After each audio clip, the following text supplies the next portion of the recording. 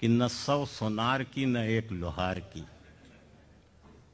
एक जगह गुफ्तगू चल रही थी, लोग तरह तरह के शेर सुना रहे थे। वो कह रहे थे कि बहुत ही अच्छा शेर है। एक साहब आए, उन्होंने कहा कि एक शेर और सुन लीजिए, ये हुआ सुना दीजिए।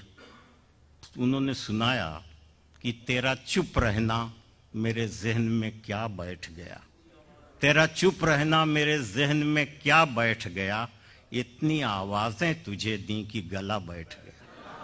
तेरा चुप रहना मेरे जहन में क्या बैठ गया, इतनी आवाजें तुझे दी कि गला बैठ गया।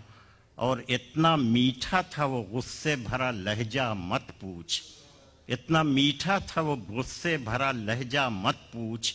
उसने जिस जिस को भी जाने को कहा बैठ गया, उसने जिस जिस को भी जाने को कहा बैठ गया। इसी को कहते हैं कि न 100 सोनार की न एक लोहार की। आइए जनाब तहजीब हाफिज साहब, इस वक्त पूरे बर सगीर में बेइंतहा मोहब्बत और एहतराम के साथ आपका चर्चा हो रहा है। अल्लाह करे ये चर्चा सलामत रहे ताकि हमारे अदब में इजाफा होता रहे। बहुत शुक्रिया। तशरीफ।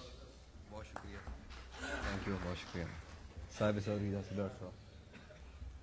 मैं यही गज़ल सुना देता हूँ पहले। तेरा चुप रहना मेरे जहन में क्या बैठ गया, तेरा चुप रहना मेरे जहन में क्या बैठ गया, इतनी आवाजें तुझे दी के गला बैठ गया। यूं नहीं है कि फकत मैं ही उसे चाहता हूँ, यूं नहीं है कि फकत मैं ही उसे चाहता हूँ, जो भी उस पेड़ की छाँव में गया बैठ गया। वाह वाह वाह वाह वाह।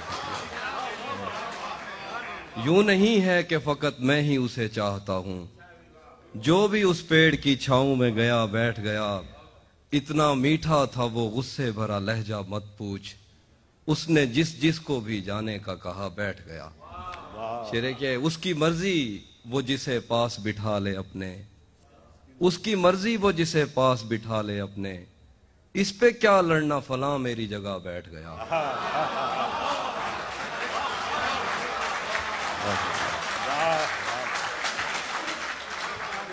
उसकी मर्जी वो जिसे पास बिठा ले अपने, इस पे क्या लड़ना फलां मेरी जगह बैठ गया।